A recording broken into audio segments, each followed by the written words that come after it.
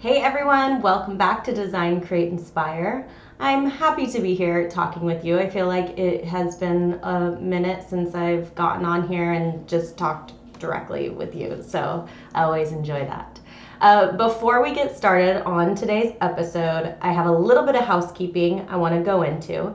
The first thing, if you don't follow me on Instagram, or TikTok now. I guess I'm a TikToker now. But if you don't follow me on Instagram, go follow me. I am giving, I'm starting like a new series where I'm going to be sharing some of my ARE notes.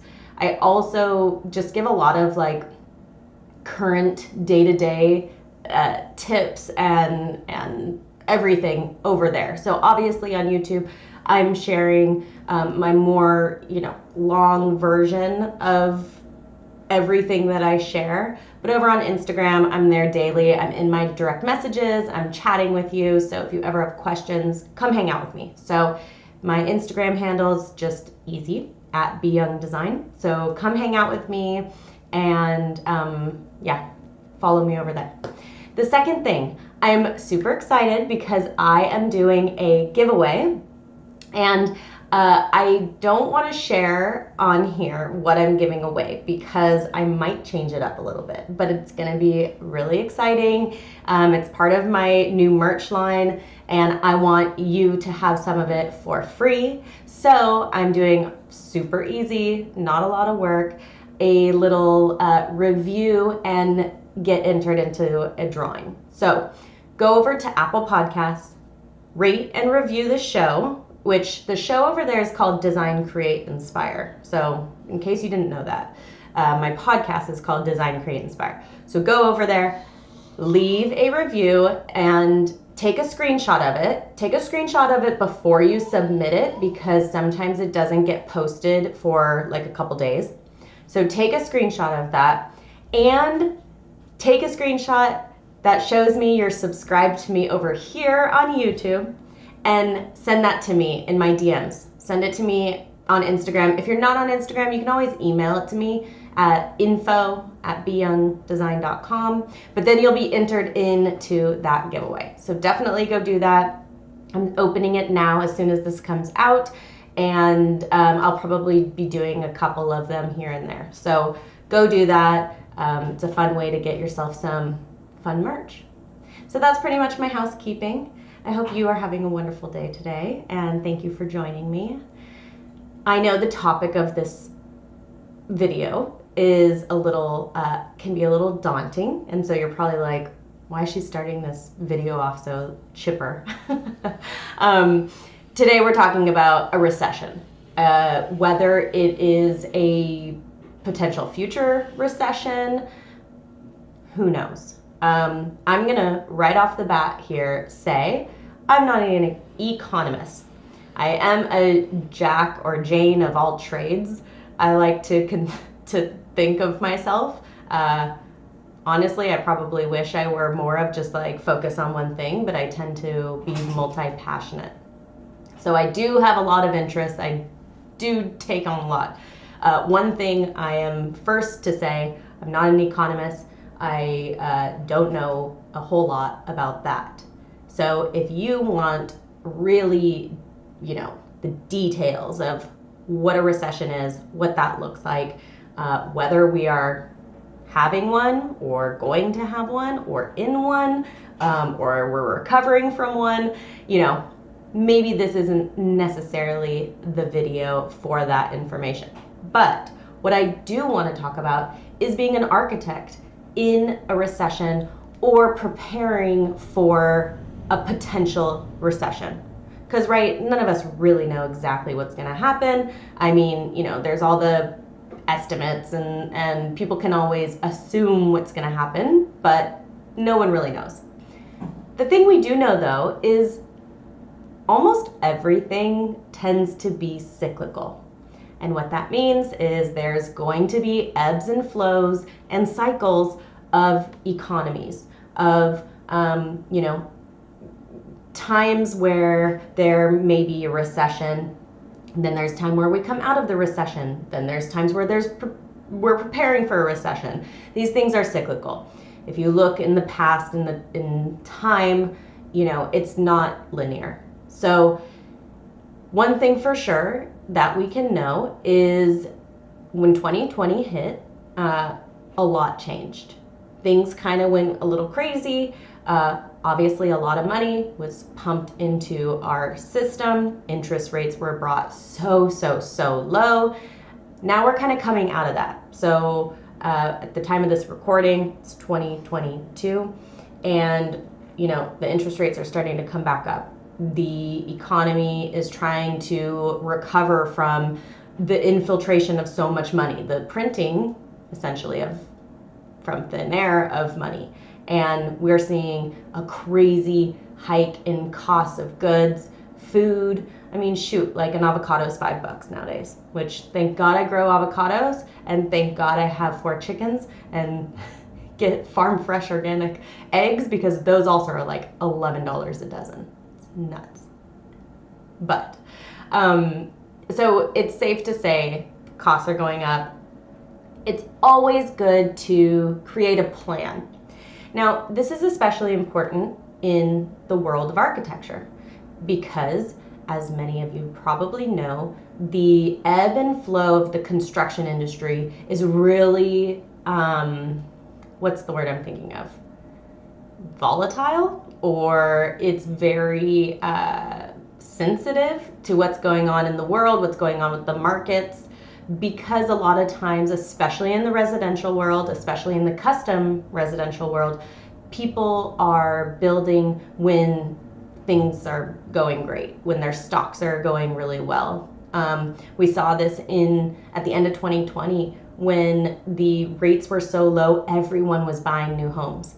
Also, everyone needed a home office all of a sudden. They could get equity on their home, or they could get out money for really low interest. So it was a great time to design and build and add on to your new home, or buy a new home, all that stuff. So we saw a lot of that, which really helped us, but we might start seeing the after effects. Now in 2008, obviously we had that giant bubble crash explosion. Now, I was just starting architecture school in 2008. So imagine I think my dad was probably like, are you sure you want to do this? Like the idea of getting a job when you get out of school, right now you're literally starting design school in the worst housing crisis ever. But obviously we came out of that, and again, things ebb and flow, cyclical. I don't think that this next recession is going to be like that. Obviously, I know nothing. So in terms of that, so who knows? But what I want to talk about today are just some ways that you can think about this upcoming idea of a possible recession, but also things that you can do and how you can prep for it so that it doesn't hit hard and it's okay. And that's really kind of a lot of it too, is knowing that, hey, it's gonna be okay. It's gonna cycle. It's not gonna last forever. But you wanna prep and you wanna kind of go into it with an open mind. Here's the thing.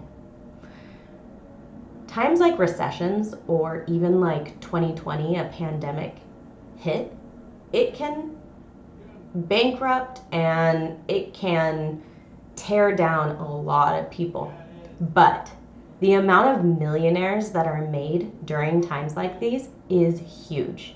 And that could be you. So looking at times of fear and times of scarcity within like the common consciousness are times where, if you can rise above that or think outside the box or not live in fear, you can do incredible things. So always go into that. It's about reframing it and looking at it in a different light. I think maybe it was Warren Buffett who said something about that, like with stocks, if everyone's freaking out, you should buy. If everyone's buying, you should not. It's just,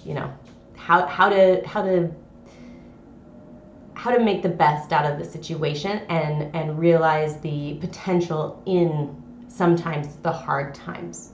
So I want to talk about essentially 4 different things that you can do to kind of prep. So the first one I'm going to talk about is for a business owner, for someone who's in architecture, anything.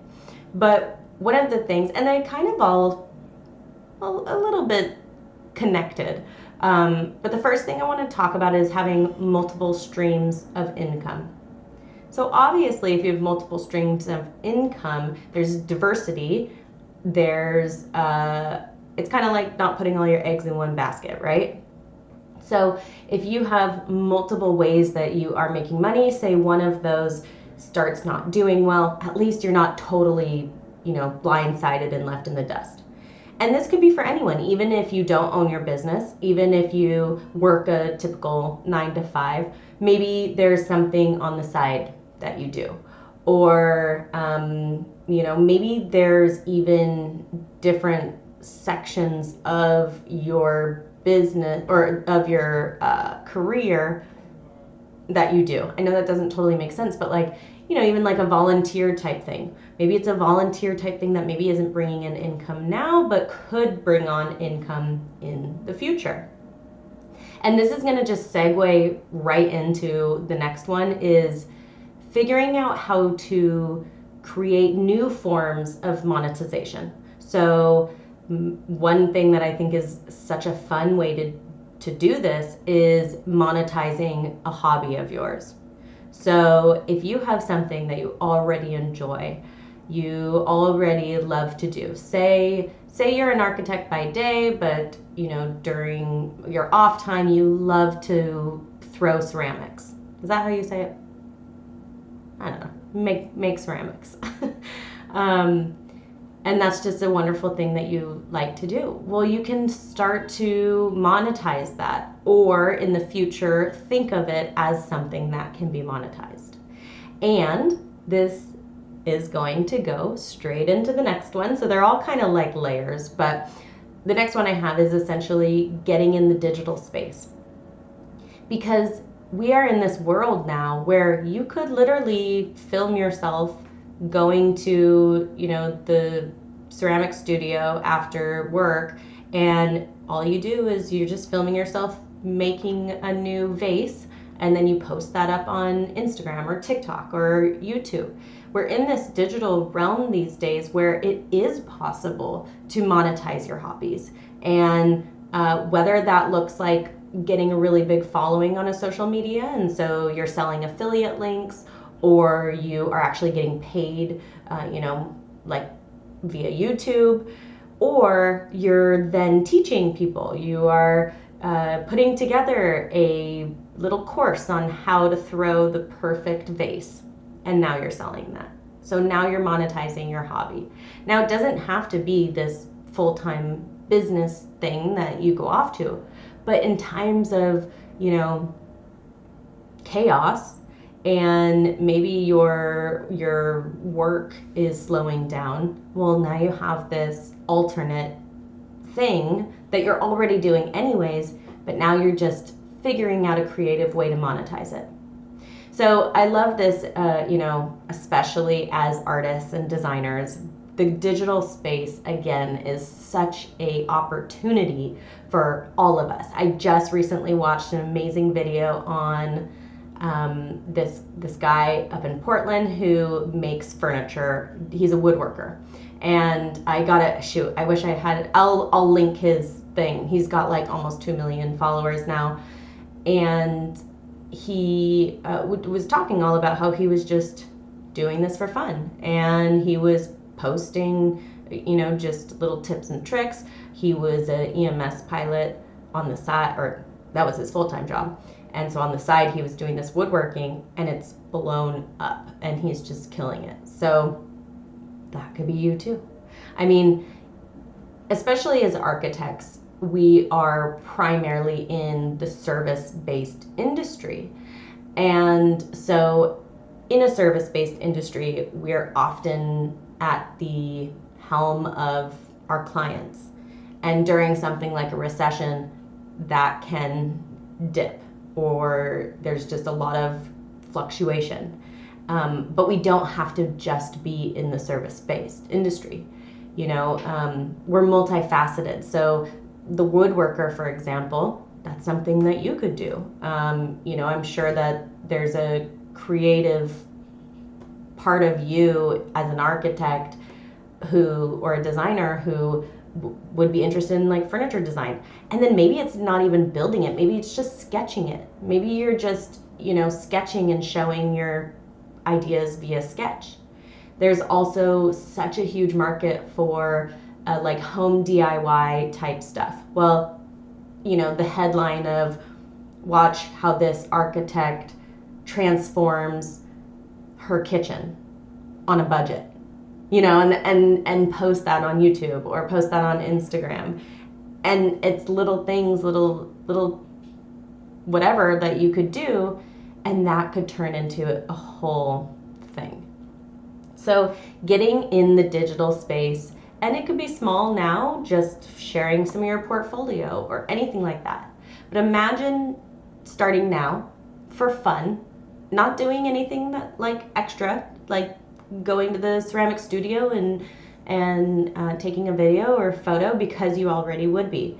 You're building up this portfolio, you're having fun with it, and then say, shit hits the fan, now you have something that you can kind of play with, you can work with. So yeah, the digital space, monetizing your hobbies, and also creating multiple diverse streams of income. Now this last one, this is for us architects, and this is for us designers who aren't quite licensed. So my last piece of advice is to get licensed. Now, obviously, if you're already licensed, fabulous. Keep up that license. Make sure you're doing your continuing education. And if you want, maybe start, working on some side projects or building your portfolio. If you're not licensed, get licensed, because getting licensed creates so much freedom and flexibility. So let's say we hit a recession. If you are working for a company, then you are at, the whatever the owner needs to do. Now, obviously, the last person in a company who's going to be fired or let go or not working on projects is going to be the owner, right? So if you work for a company, there's no surety in your position. Now, not to say that to freak you out or not to say that to create fear or anything. All I'm saying is that if you have your license, whether you think that you want to ever run a company or not, having that license creates flexibility and freedom. Whether it's going out and trying to find a different job and being a little bit of a higher candidate or prospect because you have that license. Or maybe you decide that you do want to maybe start working for yourself, or the recession hits, but you have a family friend reach out and say, hey, I've been really wanting to do this new remodel on my home. Are you interested in working with me? I'm like, oh, yeah, sure. I never really thought about doing that. I never thought I would, but I'm a licensed architect. Why not? So it just creates this new lane, this new diversity of options that you can take. And again, I hear people all the time say, well, I don't know if I really want to get licensed because I'm a project manager right now. I don't plan on leaving my company. I really enjoy it. I don't really see myself as a business owner. I see myself as an employee. So I don't think I'm meant to get licensed. I don't think it's worth it. It's always worth it. You never know. You never have a sure thing with anything. And even going off on your own business is never a sure thing. But you have the options. And again, if you do need to apply for another job or you're going out for something different, you are a licensed architect. And so now you can kind of be a step above all the other designers. So get licensed. So if you need help with getting licensed, you need extra motivation, reach out to me. I am here for you. My goal is to help get as many emerging professionals licensed as possible. One day I'll put a number to that, like I want to get 1 million emerging professionals licensed, but for now it's as many as possible. So the 4 things, just to recap: we want multiple streams of income, ideally diversified. We want to monetize our hobbies, monetize something that we're already enjoying doing so it doesn't feel like extra work, and that's also diversifying. We want to get in the digital space. The digital space has so much opportunity. Get in it. Don't be afraid of it. You don't have to talk on camera if you're not comfortable with that. You don't have to dance on TikTok if you don't want to dance. I will not dance on TikTok, and you don't have to either. But get in the digital space, create a portfolio, start sharing, start creating a name for yourself. And then number 4, can't do this. Number 4, get licensed, because if you are an emerging professional, it creates, or not even emerging, if you're just a professional designer, even if you've been doing it for 50 years, get licensed. It creates so much opportunity for you, and leads you to sometimes things you would have never thought about. And if you are licensed, again, be open to the idea of possibly starting your own business one day. Maybe you don't want to, maybe it will never happen, but you never know. All right, that is pretty much all I have today. I do want to say before we leave that with a recession, it's so common to have a lot of fear. But just remember that there's always a lot of opportunity as well. And that is with anything. Anything that brings up, a lot of fear or uncertainty will always have a lot of opportunity. And it's the people that look at that as an opportunity and, figure out how to make it work for themselves to better themselves. Those are the people that end up on top. And also there's so much less stress and worry. Also, live in the present. Don't use this or anything other, any other talks about the recession that are going on in the media. Don't let those freak you out. We don't know what's happening. No one will ever know until it's happening. So live in the present.